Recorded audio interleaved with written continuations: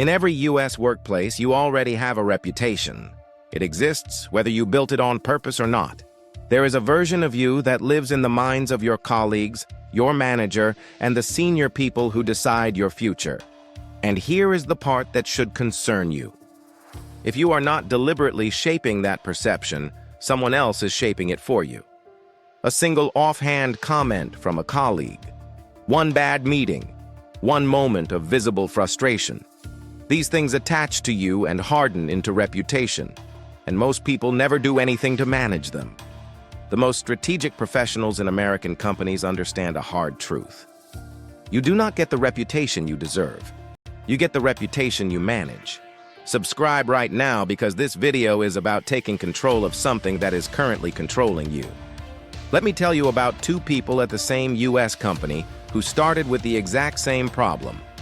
Early in their careers, both made a visible mistake in front of senior leadership. Same kind of error, same room, same embarrassment. The first person did what most people do. He got quiet. He felt the shame of it and tried to disappear, hoping people would simply forget. He never addressed it. He let the moment define him in silence. 2 years later, that one mistake was still quietly attached to his name. People who were in that room still thought of him as the person who fumbled. He had done nothing to reshape it, so it stayed frozen exactly where it landed. The second person did the opposite. She acknowledged the mistake cleanly, without drama. Then, over the following months, she deliberately created new moments, controlled, visible, competent moments, that gave the same senior people a new and stronger impression to attach to her name. She did not erase the mistake. She buried it under a steady accumulation of better evidence. 2 years later, the people in that room thought of her as sharp, composed, and reliable. The mistake had become a footnote. Same starting point, same error, completely different reputations. The difference was that one of them managed perception and the other let it harden on its own.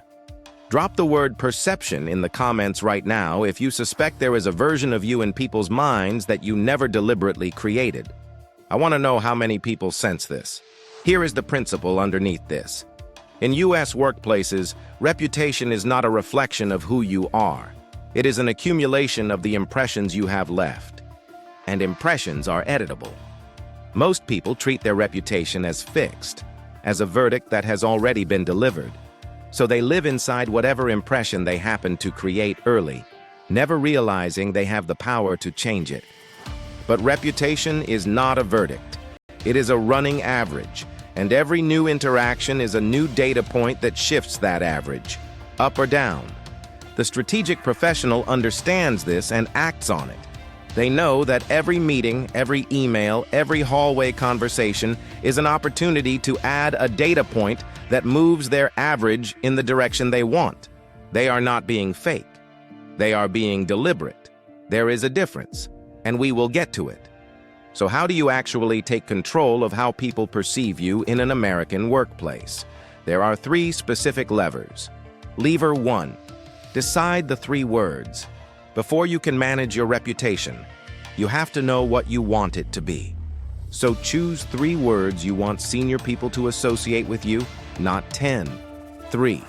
For example, composed, strategic, reliable, or sharp, decisive, trustworthy. These 3 words become your filter. Before important interactions, you ask yourself one question. Does what I am about to do reinforce my 3 words or undercut them? This single discipline quietly steers hundreds of small decisions. How you speak in a meeting, how you respond to a tough email, how you handle a setback.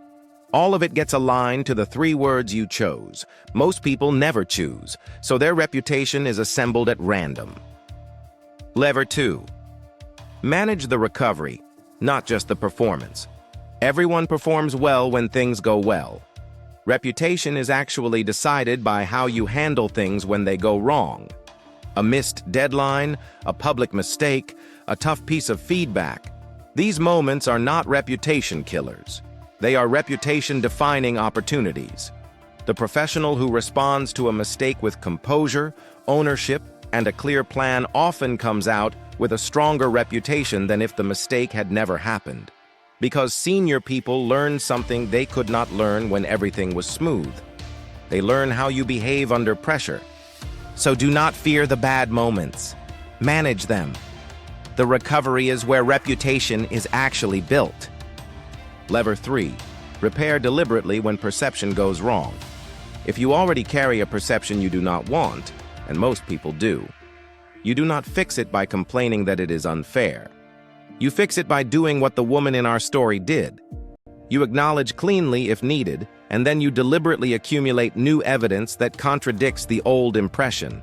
If people see you as junior, start contributing at a strategic level in visible moments.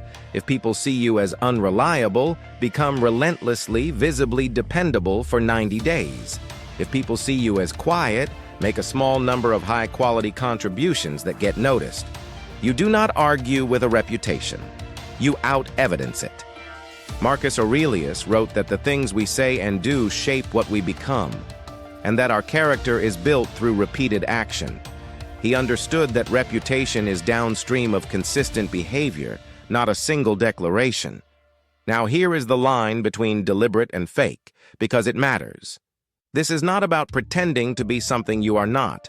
If you fake composure you do not have or claim competence you cannot deliver, the truth surfaces fast and the reputation collapses. This is about making sure the real, best version of you is the version people actually see, instead of letting a random, often unfair impression stand in its place. You are not manufacturing a false self. You are making sure the true self is accurately perceived. Now here is what to do with this starting this week. Choose your 3 words. This week, sit down for 5 minutes and decide the 3 words you want the senior people in your U.S. workplace to associate with you. Write them down where you will see them. Then, before your next important meeting or email this week, run the filter. Ask, does this reinforce my 3 words? That single question, applied consistently, begins steering your reputation in a direction you chose rather than one that was assigned to you by accident. 3 words. 1 filter. Starting this week. The first person in our story still carries a 2-year-old mistake because he never managed the perception. He let it harden and define him. The second person engineered her reputation deliberately and is now seen exactly as she intended to be seen. The difference was never the mistake. The difference was that one of them took control of perception and the other surrendered it. In U.S. workplaces, you do not get the reputation you deserve. You get the reputation you manage. So manage it. Like this video, if it made you realize you have been leaving your reputation to chance. Share it with someone who is carrying an unfair perception they have never tried to reshape. They need this. And subscribe, because in the next video, we go into how to gain respect in a U.S. workplace without talking more. How the most respected people command authority through presence, not volume. Do not miss it.